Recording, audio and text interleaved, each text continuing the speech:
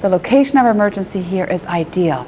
Right through those doors, steps away, is our walk-in connected care. So that helps with patient flow for the right patient, the right care at the right time.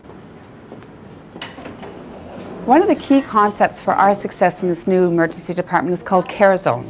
So the Care Zone concept is where we give minor type of care. Maybe it's your first dose of antibiotics before you go home. Maybe you're waiting for a lab test, an x-ray. Waiting in here, as opposed to in a room, frees that room up for a more acute patient, and again, patient flow, patient satisfaction. One of the other gifts that our new emergency affords us is dedicated lab space. In keeping with the Care Zone concept, the patients that are able to mobilize will get themselves to the lab. In our emergency, our site has lab service, certainly 24/7.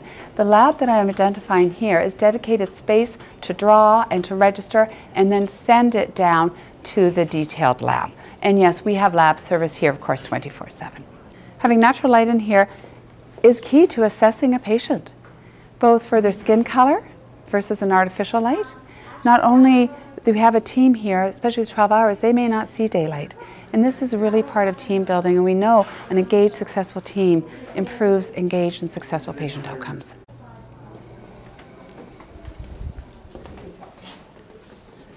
All right, another amazing gift to this emergency department is that we have X-ray capacity right within our emergency department.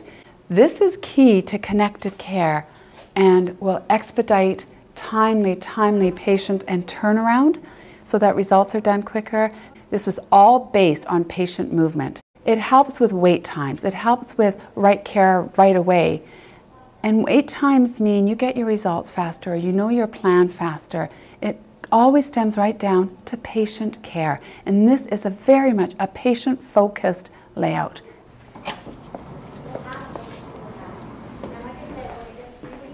All right, another addition to our emergency department is what is called the medication room or the Pyxis room. We have a few of these throughout the department. It is absolutely documented. Interruption in medication administration causes medication errors. Imagine now the gift of working in a spacious room that's private and that's not open for public to come and go, because that is also a risk to their harm or health if they grab some medications. So this is another piece that we're very thrilled about. And again, the natural light, instead of working in dim light, especially in the night.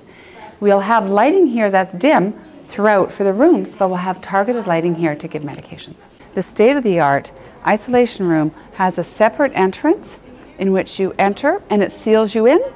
You don or you doff, and you enter or you exit into the room. The other thing is with this room, it is very clearly when it is in its secure mode. So when the ball is in, it means this is secure, this is airtight, so that we're not at risk of getting any infection if the patient has something that is potentially harmful to the staff, or in other types of isolation and protective isolation, the staff may be carrying something that the patient who's compromised can't be exposed to, and we can protect them that way too. This is a room that again can be used for general patient care, but there's also times when patients come in for whatever reasons are at risk of harm to themselves or at risk of harm to others. We can then bring them in a safe room. When you are in a state that you don't know what's going on, you may unintentionally harm yourself with equipment or harm others with equipment. So if this is not needed and you're here just for the safety aspect, we will have this capacity to bring down this garage wall. Right now, there's a lot of attention given to the importance of transfer of care for patients in an ambulance, so that the ambulance crews, the EMS crews, can get out on the streets for their next call in a timely manner. I'm really thrilled that we do have the best times in the city for handover of care.